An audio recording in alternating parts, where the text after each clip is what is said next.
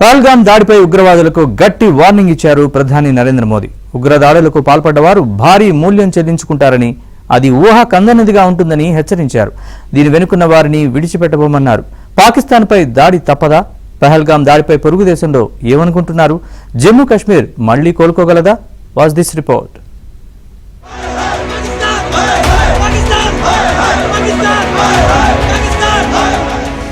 జమ్మూ కాశ్మీర్ లో జరిగిన ఉగ్రదాడిని ప్రపంచమంతా ఖండిస్తోంది. నిరాయుధులైన పర్యాటకుల్ని విచ్చలవిడిగా కాల్చి చంపడాన్ని తట్టుకోలేకపోతున్నారు. బాధిత కుటుంబాలు కన్నీరు మున్నీరవుతున్నాయి. ఈ వీడియోలు సగటు మనిషి రక్తం మరిగేలా చేస్తున్నాయి. ఉగ్రవాది ఎక్కడ నక్కినా సరే వెతికి మరీ శిక్షిస్తామని ప్రధానమంత్రి నరేంద్ర మోదీ హెచ్చరించారు. ఉగ్రవాదులకు, వారికి మద్దతిస్తున్న వారికి కలలో కూడా ఊహించని విధంగా కఠిన శిక్ష విధిస్తామన్నారు. బీహార్ లో జరిగిన బహిరంగ సభలో పహల్గాం ఉగ్రదాడి గురించి ప్రస్తావిస్తూ ముష్కరులకు గట్టి వార్నింగ్ ఇచ్చారు. వారు భారీ మూల్యం చెల్లించుకోక తప్పదని హెచ్చరించారు. ఈ కష్ట సమయంలో బాధిత కుటుంబాలకు యావత్ దేశం అండగా ఉంటుందన్నారు. క్షతగాత్రులను ఆదుకునేందుకు ప్రభుత్వం అన్ని ప్రయత్నాలు చేస్తోందని చెప్పారు. కార్గిల్ నుంచి కన్యాకుమారి వరకు ప్రతి ఒక్కరిలోనూ బాధ, ఆగ్రహం ఉన్నాయన్నారు. మానవత్వాన్ని విశ్వసించే ప్రతి ఒక్కరూ ప్రభుత్వానికి అండగా నిలవాలని మోదీ కోరారు. अब आतंकियों की बची खुची जमीन को भी मिट्टी में मिलाने का समय आ गया है। 140 करोड़ भारतीयों की इच्छा शक्ति अब आतंकी आकाओं की कमर तोड़ कर रहेगी।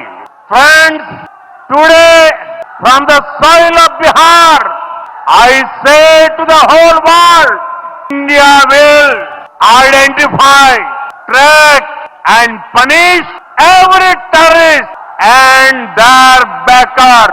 We will pursue them to the ends of the earth. यह कोई सभ्य समाज स्वीकार नहीं कर सकता और खास तौर पर भारत के अंदर यह कतई स्वीकार्य नहीं है। भारत सरकार की आतंकवाद और उग्रवाद के प्रति जीरो टॉलरेंस की जो नीति रही है. భారత్ పాక్ మధ్య యుద్ధ మేఘాలు కమ్ముకున్నాయి. ఇప్పటికే సైన్యానికి సెలవులను రద్దు చేసింది పాక్ సర్కార్. భద్రతా బలగాలను సరిహద్దుల్లోకి పంపించింది. భారత్ ఏ క్షణంలోనైనా సర్జికల్ స్ట్రైక్స్ చేసే అవకాశం ఉందని, తిప్పికొట్టేందుకు సిద్ధం కావాలంటూ పాక్ త్రివిధ దళాలకు ఆదేశాలు అందాయి. దౌత్యపరమైన ఒత్తిడే కాదు, పాకిస్తాన్ పై భౌతిక దాడి చేయాలని మాజీ ఆర్మీ అధికారులు కోరుతున్నారు.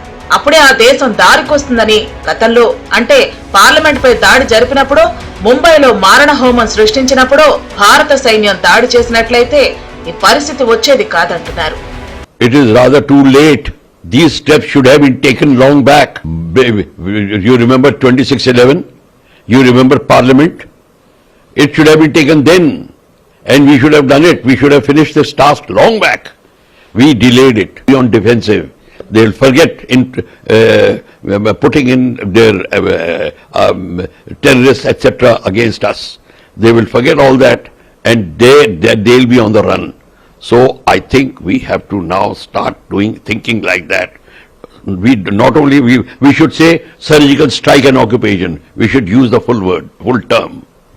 పాకిస్తాన్ రాజకీయ నాయకులు పహల్గాం ఉగ్రదాడిని ఖండిస్తూనే జమ్మూ కాశ్మీరీల గొంతును భారత ప్రభుత్వం నొక్కుతోందని, ఆర్టికల్ 370 రద్దు సరికాదంటూ ట్వీట్లు చేస్తున్నారు. భారతదేశంలో ఏ ఉగ్రదాడి జరిగినా పాకిస్తాన్ను నిందించడం సరికాదని చెప్పారు. మత ప్రాతిపదికన దాడి జరగలేదని, అసలు ఉగ్రవాదానికి మతానికి సంబంధం లేదని చెప్తున్నారు. దాడిని ఉగ్రవాద కోణంలోనే చూడాలని, టెర్రరిజం మానవాళికి ఉమ్మడి శత్రువని ఎంఐఎం అధినేత ఓవైసీ చెప్పుకొచ్చారు. జమ్మూ కాశ్మీర్ లో ఉగ్రదాడుల్లో ఎక్కువగా చనిపోయేది ముస్లింలేనని ఆయన లెక్కలు తీశారు. भाई इतने जो कश्मीर में जितने आतंकवादियों ने सबसे ज्यादा मारा, वहां के कश्मीरी मुसलमानों को मारा, सबसे ज्यादा मरने वाले वो है वहां पे, तो उसके बारे में क्या बोलेंगे आप? ये तो एक आइडियोलॉजी है ना, ये तो टेररिज्म की एक आइडियोलॉजी है.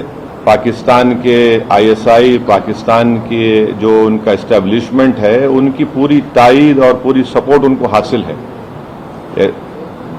चौथी बात यह है कि ये बॉर्डर कैसा क्रॉस करके आए, कौन जिम्मेदार है इसका?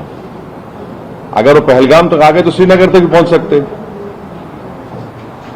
कितनी दूर है श्रीनगर वहां पे लोगों के लिए? तो ये यकीनन अकाउंटेबिलिटी फिक्स होनी चाहिए और इन जालिमों से, इन कमीनों से जिन्होंने जिन 26 लोगों की जानें ली हैं, उनसे इंसाफ उसी वक्त होगा जब अकाउंटेबिलिटी भी फिक्स होगी और इन लोगों को कैफर किरदार तक पहुंचाएंगे, इन दहशतगर्दों को। ఈ ఉగ్రదాడిని అమెరికా అధ్యక్షుడు డొనాల్డ్ ట్రంప్, రష్యా అధినేత పుతిన్, ఇజ్రాయెల్ ప్రధాని నెతన్యాహు, ఇటలీ పీఎం మెలోనీ, ఐక్యరాజ్య సమితి సెక్రటరీ జనరల్ ఆంటోనియో గుటెరెస్ తీవ్రంగా ఖండించారు. హేయమైన దాడికి పాల్పడిన వారిని న్యాయస్థానం ముందు నిలబెట్టడానికి భారత్ కు తమ పూర్తి మద్దతు ఉంటుందని ప్రకటించారు ట్రంప్. ఉగ్రవాదంపై పోరులో భారత్ వెంటే యుఎస్ ఉంటుందన్నారు. పహల్గాం దాడిని రష్యా అధ్యక్షుడు వ్లాదిమిర్ పుతిన్ తీవ్రంగా ఖండించారు. ఈ క్రూర దాడి వెనుకున్నది ఎంతటి వారైనా శిక్ష నుంచి తప్పించుకోలేరని ఆయన అభిప్రాయపడ్డారు. టెర్రర్ అటాక్ పై ఇజ్రాయెల్ ప్రధాని బెంజమిన్ నెతన్యాహు మాట్లాడుతూ ఉగ్రవాదంపై పోరాటంలో భారత్ తో కలిసి ఇజ్రాయెల్ నడుస్తుందని స్పష్టం చేశారు.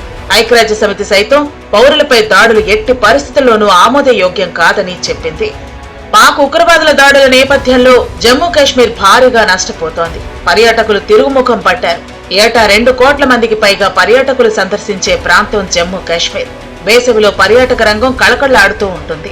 కానీ దాడుల తర్వాత కళా విహీనమైంది. కస్టమర్లు ఫోన్లు చేసి హోటల్ బుకింగ్స్ రద్దు చేసుకుంటున్నారు. జమ్మూ కాశ్మీర్ పర్యాటక అభివృద్ధికి ప్రధాని మోదీ 6,400 కోట్లతో ప్రత్యేక ప్రాజెక్టులు ప్రకటించారు. కొన్ని సంవత్సరాల వరకు పర్యాటకులు రావాలంటేనే భయపడే పరిస్థితి నెలకొంది. ఇప్పుడు జమ్మూ కాశ్మీర్ లో 4 దశాబ్దాల నుంచి ఉగ్రవాదం ఉన్నా పర్యాటకుల జోలికి వెళ్లటం అరుదు. కానీ ఇప్పుడు టూరిస్టులనే టార్గెట్ చేయడంతో తీవ్ర కలకలం చెలరేగింది. కాశ్మీర్ పర్యాటక రంగం ఏటా 12,000 కోట్ల రూపాయల ఆదాయం తెచ్చిపెడుతుంది. 2030 నాటికి అది 25,000 కోట్లకు చేరుతుందని అంచనా.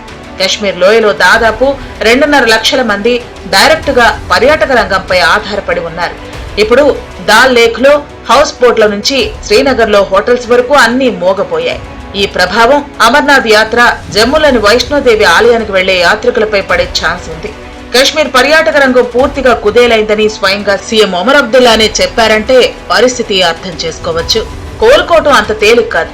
పాకిస్తాన్ తో అటో ఇటో తేల్చుకుంటేనే మళ్లీ జమ్మూ కాశ్మీర్ కి పూర్వ వైభవం వచ్చే అవకాశం ఉంది.